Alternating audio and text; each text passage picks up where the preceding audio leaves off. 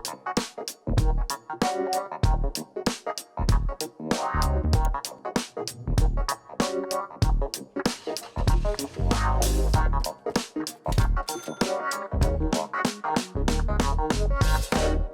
there, welcome back to Point of Sale, episode 6. This is the retail supply chain show where we break down great retailers, the supply chains that move them, and the data they use to make decisions. I'm your host, Andrew Cox, and today we're going to discuss a topic that's a little bit outside the normal scope of the show. We're going to talk about a technology that has some impact directly on retail supply chains, but it has massive impact indirectly on one of the biggest problems that retail supply chains are dealing with, and that's returns. With me today to discuss augmented reality and virtual reality and its impact on retail supply chains is Dijam Panigrahi. He's the co-founder and COO at GridRaster. Before I bring Dijam on, I want to take a moment to thank my sponsors, ArcBest. ArcBest is more than logistics. Whatever you do, whatever you ship, ArcBest makes it easier for you to do business. ArcBest combines reliable capacity, innovative technology, and trusted relationships to take the complexity out of your supply chain and keep your shipments moving. That's what makes ArcBest more than logistics. Dijam, thanks for joining me and welcome. Thank you, Andrew, for the opportunity. We really appreciate that. All right, so Dijam, there have been an explosion of AR and VR usage, especially in the pandemic, especially augmented reality when it comes to trying on products and testing products in home. Let's just start broadly with the applications currently in the retail supply chain. Where is augmented reality and virtual reality being used most? Oh, that's a great question. So honestly, if you're looking at any of the retail players who are have a strong kind of online presence, they kind of pretty much started on the AR VR like long time back. For example, I can talk about like Wayfair or Macy's and some of the other folks in that direction. But what you're beginning to see is you're seeing a end-to-end strategic approach right now due to the pandemic, okay, where they are integrating not only in terms of conceptualizing what kind of products they're going to kind of build, but also throughout that supply chain, as you said, like right from the point of sale where somebody is going to kind of experience the product, whether it is online or it's going to be in a brick and mortar kind of a retail store, or the whole process about how do you work on kind of building the confidence in terms of the buy that the customer is going to make, and ensure that it fits into the environment they're going to kind of use that product, and ensure in the long run that the amount of return kind of significantly is dropping down. And that's some of the things that we are kind of currently working with some of the large retail customers in different phases of the engagement, and the initial results have been absolutely encouraging.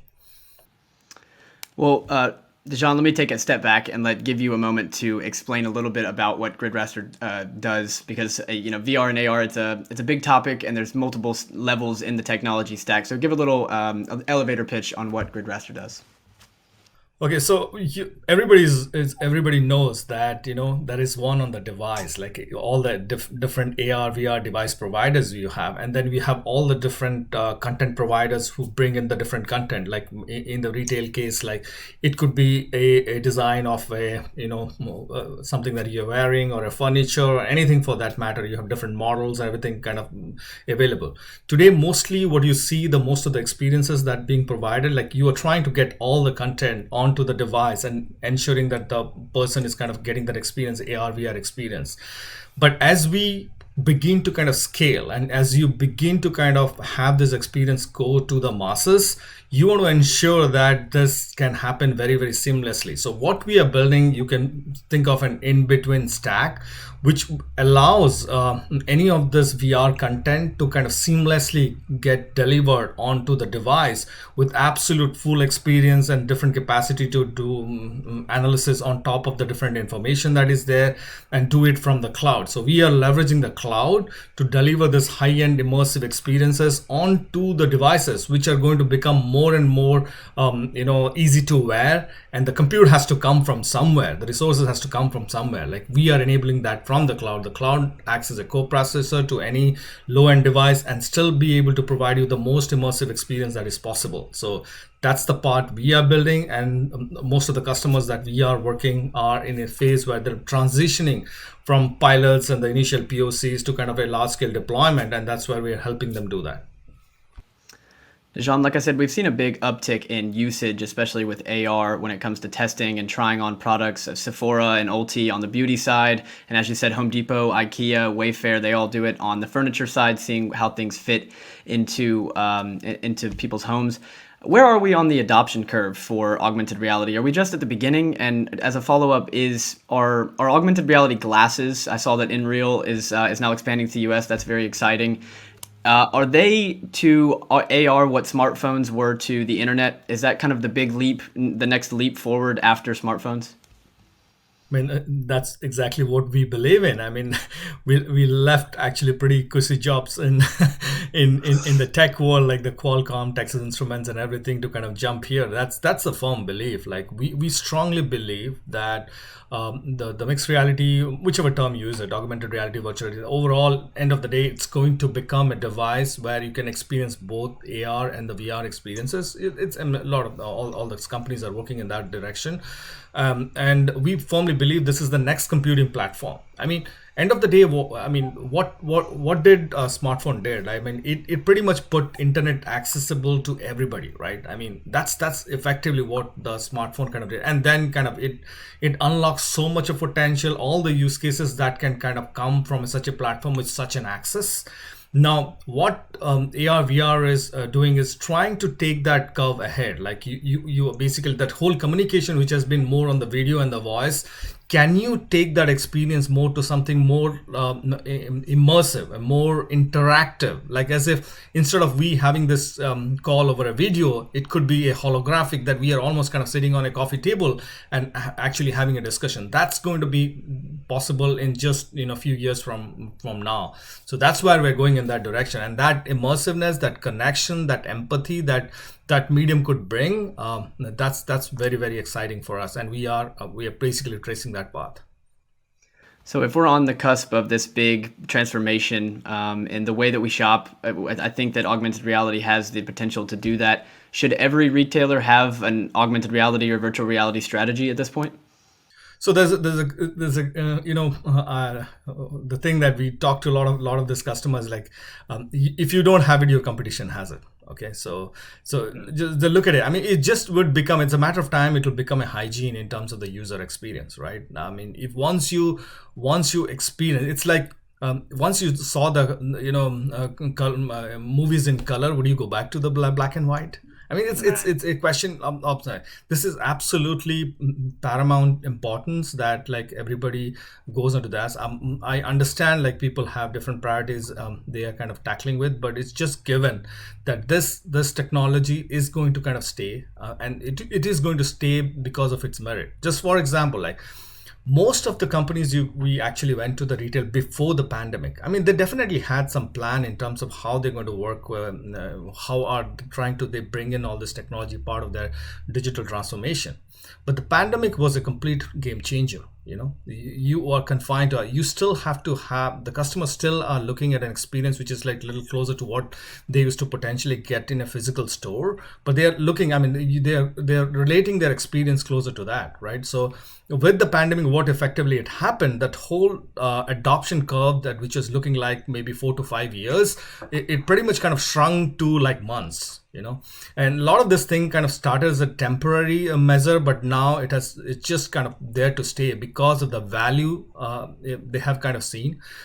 Just take the case of the online shopping. In terms of online, you almost see like 30% return. Right? Mm-hmm. Anything you buy, that's just like huge. I mean, in terms of the cost that is associated with it, and a lot of this return is because when the consumer buys something, and when it kind of comes to them, it's not in the way they kind of expected. right? And particularly for the furnitures and all, like this is like huge. I mean, so what AR has all of a sudden given a capability that you can, like, while you are surfing for what you're looking to kind of buy, you can almost see it, apart from the fact that you can't really feel it and like hold it. You pretty much can get all the features. You can actually see everything in every way possible in 3D. And then with the augmented reality, particularly with the furniture, if there is a space where you want to kind of put a certain furniture and you want to compare with all the rest of the furnitures that you have, or whatever the wall paints you have, or in the space size that you have, you're like, so yeah, you're so more you're so more confident that, okay, this is what I'm buying is absolutely fitting in. So the returns are bound to kind of shrink, and the early numbers that we are kind of working with some of the customers is like staggering.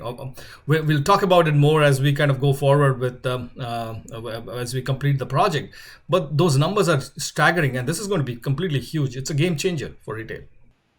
Yeah, the numbers that I've seen, I agree with you, are fascinating. So, I mean, Shopify put out some data that interactions with products having 3D or AR content had 94% higher conversion rate, and that led to 40% fewer returns. It's like this is what I'm trying to get across to people in freight and logistics. We are so focused on returns as this inevitable, big problem in freight and logistics, and we're so focused on how do we make the return more seamless, more efficient, and as lowest cost as possible. But I think that is the wrong way to look at things. That is saying that the return is inevitable, and that's focusing on the post-transaction processes of the process, and rather focusing on the pre-transaction process, like offering AR and VR or offering better imaging. It makes so much more sense. And I do have a question. Do you think that testing and trying on products has changed forever? Meaning, like in a post-COVID world, in 9 to 12 months, when most Americans have vaccines and stores have gone back to regular operations, do you think that people will go back to trying on makeup in store, or do you think AR and VR is here to stay in a way that physical testing has changed forever? We are never going back to the same world. I can tell you that. Okay, so of course, I mean, there are certain part of the experience everybody kind of looks forward to when you are in a physical retail space. But I can 100% tell you, you're never going back to the same world again. I mean, it's some of the changes are forever. I mean, the ease and the convenience at which you can kind of try these different products, okay, and get a and in the most hygienic ways possible. Like a lot of stuff, like, I mean, the hygiene has a big question there, right? So I mean, it is unmatched, like when you are kind of the way we are able to do it today. So to your earlier point, when you're talking of the post and the pre thing, the way we try to kind of phase it as people are focusing a lot of times on the symptoms, okay, but if you actually focus on the cause, the symptom automatically goes. And the beauty about this technology, it addresses multiple things. The people who are the retailers or our customers who are kind of deploying it, they kind of realize it. First, from a customer experience point of view, it's like it's like so much better than just the online shopping that was available earlier. The second is in terms of the conversion, as you pointed out, the kind of conversion that you're seeing. Third thing is it allows the capacity for the end user to customize things to their needs, which in a way allows a retailer another avenue to kind of upsell products, because with the customization, you're basically personalizing it. You're relating something that you're doing yourself. You're kind of relating the overall value of the sale is kind of significantly increasing. We have seen up to like 20-25% increase in the overall sale value as well. So there's like across, and the returns is just what I say, it's just the down side product of the whole process. It's not actually the end goal there. Dijam, I think a lot of people that are listening have probably used AR for the first time this year, probably to try on makeup at Ulta or Sephora, or try on sunglasses or what have you. I remember my first introduction was back, I guess, summer 2017. Of course, Pokemon Go was all the rage.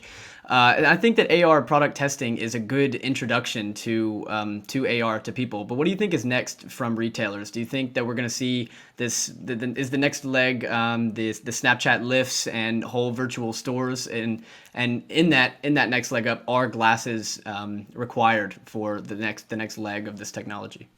So I think that the ease of there are ways, like if you go to a store, you can have even the holographic experiences, but that some of those setup actually needs like a proper setup, and they may not come easy. So the easiest way at this point we see, and the transition is going to happen from the smartphones to the glasses at some point, I'm absolutely sure, but it's not going to happen just immediately. So what you're going to see, I mean, most of the even the air glasses you would have seen would be look quite clunky and quite heavy, but those things are going to change. I mean, some of the work that we are doing, because if you can bring the cloud to do all the heavy computing stuff, you don't have to put all this compute and battery and all on those glasses. So Nreal and all, like you're going to see the transition happen. We are going to kind of wear the glasses as if just the regular spectacles or the regular shades that we kind of wear, and then you have all this VR and AR experiences overlaid over it. But in the meantime, I think transition will still go through the smartphones and then move into the glasses. So at least that's something, at least in the near future, the transition, what we are kind of looking at, and we are excited about. And what do you think is next from retailers? Do you think that virtual stores will become kind of just table stakes for these companies? Will everybody have their own virtual store like they do, like they do websites? Yeah, so one of the interesting concept that is going to kind of the virtual stores, the way we kind of shop right now is more on the you go to the store website and you just go and buy certain thing.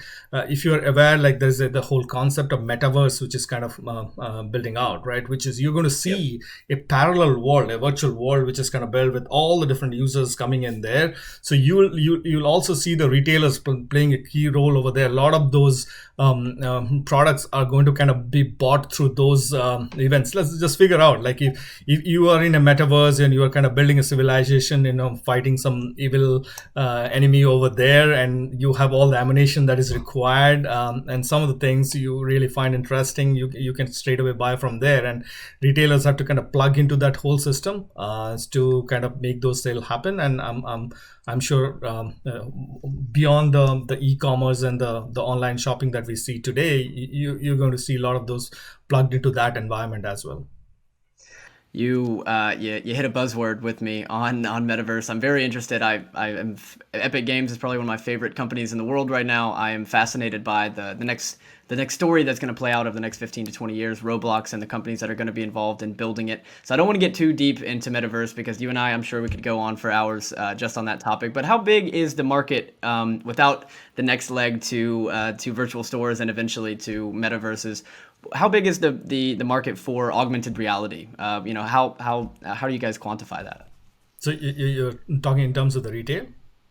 Yeah, I guess in terms of retail, how much value is there to unlock? Because I look at it and I say that there's $550 billion per year in returns in the U.S. alone. I mean, that is something that could be a massive unlocking of efficiency if we can actually get these type of return decreases across the market with this use of technology. So how big is the market when you guys are sizing it up? No, you pretty much, with just the one instance, like you can pretty much kind of hit the nail with the hammer, right? So you have just take the case of the returns. Like even if you reduce by like 40%, you're pretty much looking at 200 billion over there.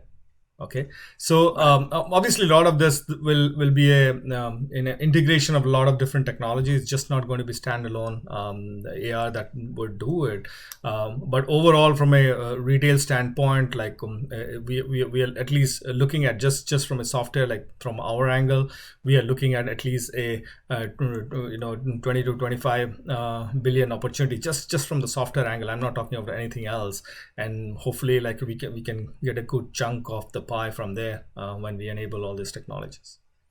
What are the limitations of AR and VR before we get to in its current form, the applications that we use right now? I think that's probably the best way to scope this. What do you think of the current limitations? So a lot of things like today, I mean, the experience that you can get on the smartphones are in a way like not really truly immersive, right? I mean, there are a few variables that we think will begin to kind of fall in place. There are some things which is more technology oriented, which will keep on happening with people like Microsoft investing, and hopefully Apple will come up with their glasses. And when Apple comes up, it will be like consumer oriented. It's not going to be enterprise. So most of the thing that you see today is very aligned to the enterprises. So whether it is, but I'm talking of the glasses with the Microsoft HoloLens or the Oculus, they're still pretty much like enterprise oriented. So when Apple kind of comes with their glasses, and Facebook are going big on this, Facebook are not going to focus on enterprise. Like their whole bread and butter are the consumers. So when all these big entities like come up with their glasses and the different solution, and even the Microsoft and all, they evolved into solution which is more like consumer focused, and can take care of all the variability. And there is an infrastructure piece, which basically where we are an active component over there. So how you will have all these experiences seamlessly kind of streamed to all the nook and corner of the world. That's where like because retail shopping happens everywhere, right? You should be able to kind of enable them across. So all this thing will slowly kind of fall in place, and that's where the beauty will kind of emerge. And a lot of this, we honestly we are living in a very exciting time with all the cloud, the 5G, and then you have this AR and VR and all the AI, and all of them are kind of converging, and you're going to see some fascinating stuff happening that we have never seen before. Dijam, do you think it's going to be the same story that we have going on today with the smartphone market? Is it going to be the same story that plays out with the glasses market, in that we have Apple and Android, and that's pretty much the two competition? I mean, do you see that same story playing out, where Apple's going to be there, one of the dominant players in the market, and then you'll probably have an open source platform with Android running it with many different hardware producers? Do you see that playing out? I mean, with every evolution of the platform, whether you're looking at the mobile phones, or before that the PCs, you've always seen like new companies kind of coming up and taking up a big chunk of the market, and I don't see why it will be otherwise this time around. I really don't. I mean, Apple and Google, and they will definitely be there. But I wouldn't at all be surprised if somebody like who is kind of leading the charge. Like we thought maybe Magic Leap will do it, but I wouldn't at all be surprised that somebody new coming in, and they able to bring something which is much more appealing and much more end to end, much more thought from a AR VR platform point of view, than trying to bring the old stuff on the new thing, but rather than conceptualizing things what is really possible in the 3D world, instead of mapping things from 2D to 3D world. I wouldn't be surprised then we have somebody new who is kind of leading all the way. Well, Dijam, that is exciting. I'm always cheering for the new up and comers going against the incumbents in every industry, no matter what it is. So, Dijam, thank you so much for taking the time, giving us some insights on AR and VR and its impact to the retail supply chains. I want to give you a moment for some FaceTime. You give everybody listening a shout out to where they go to learn more about GridRaster. No, firstly, like, thank you for the opportunity. Really, it's an absolutely a pleasure. Like, the best way, like, please go onto the website www.gridraster.com, and we are in the process of kind of revamping some of the stuff, but you just keep track there. Like, you're going to hear some really interesting stuff going on. All right, go to gridraster.com, find more information on GridRaster. Also follow Dijam on LinkedIn. That's where I found Dijam. Everybody, make sure to tune in to Freightcast for all of FreightWaves podcast, everything that we create there on one feed. Also subscribe to Point of Sale, wherever you listen to podcasts, Apple Podcast or Spotify. And also subscribe to the Point of Sale newsletter, which comes out on Mondays and Thursdays. You can find that full of insights on the retail supply chain on freightwaves.com/POS. Thanks. We'll see you again next week.